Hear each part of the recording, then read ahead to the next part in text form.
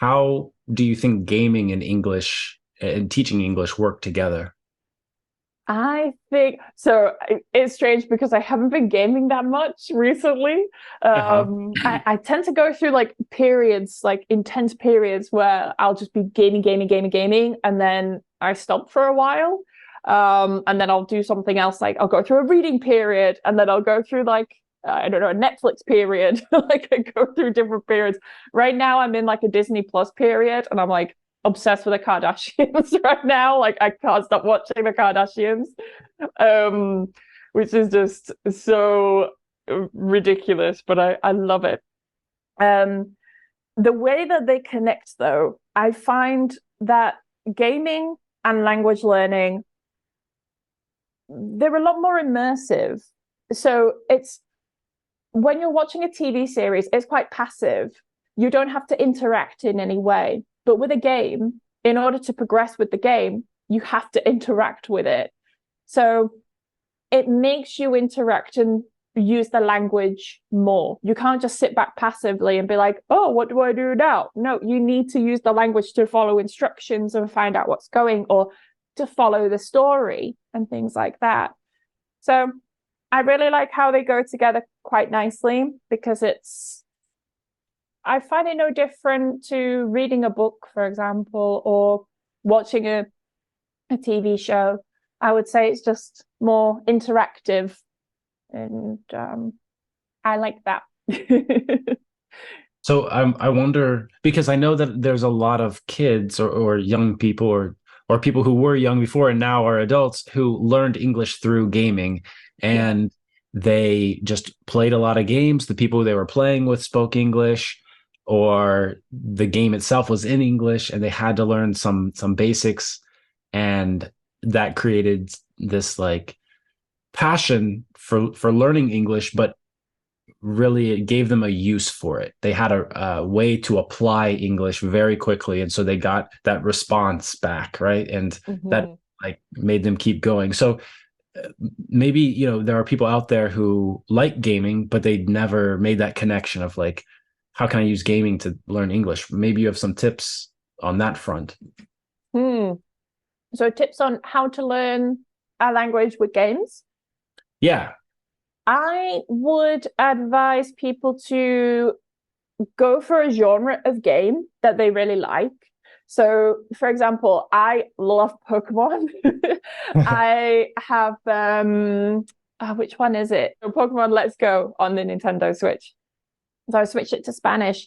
And because I played this game religiously as a kid, like I put thousands of hours of my life into this game, I know the story like the back of my hand. So I could play, I mean, in like Chinese, and like I could still do the game just because I know it. Like I know the moves, I just know everything. Um, so it was great because I was so familiar. So what I recommend is choose a genre of game that you like. So if you like platform games, choose platform games. If you like storytelling, adventure games, or what's it called, where you're like walking through, like where you kind of create the story, like Life is Strange, for example, or Mm. Heavy Rain. So as you're walking around, you do certain actions, but the actions affect the story. So you Uh-huh. can end up with like 20 different endings. um, choose what you like. And if your English isn't to a level where you think you could play a game fully, choose a game that you have already played through, because you will already know the story. You'll already be familiar with what actions do what, and more or less what people are saying. So you don't have to work so hard, if that makes sense. Like Yeah. Yeah. with Pokemon, like I don't know the names of the moves in Spanish. So it's just like these random names in Spanish for like quick attack and tackle and things like that. But like, yeah, I will never need to use these words in my everyday life. But it's fun because you just learn new words. But because I'm so familiar, I can just pick up these words. Like, oh, I know that that's tackle in English, so I've learned tackle in Spanish. Oh, I know that this is flee in English, so it's flee in Spanish. Do you know what I mean? It's Yeah. you can pick it up easier.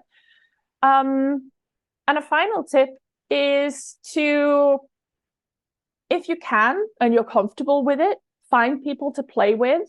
So there's an app called Discord. I sound like a boomer. There's this app called Discord, but there's an app called Discord. I say this because some people might not know, where you can talk to other people. Like, so you can join different communities and talk to people within those communities. So more than likely, you'll need to use English to talk to people in these communities. You can organize like team matches and things like that. So if you enjoy, let's say, Counter-Strike, which is a shooting game, join one of these servers. What do you say? One of these Discord server. Sorry, I really do sound like a boomer now. Join one of these Discord groups, one of these Discord servers, and find people to play with. And then you can chat to them and play, like talk to them as well during the game. But that's just do that only if you're comfortable with that. Some people get a bit intimidated. I mean, I remember during the pandemic that I would like I was playing Among Us, and I was playing it with my boyfriend and his friends in Spanish, but I would panic, like especially if I was the killer. Like I would panic, and I couldn't speak Spanish. So for me, it was like the worst. Like I just couldn't couldn't do it. So yeah, it's not for everyone is the speaking part. But definitely have a look into joining some Discord groups and talking to people there.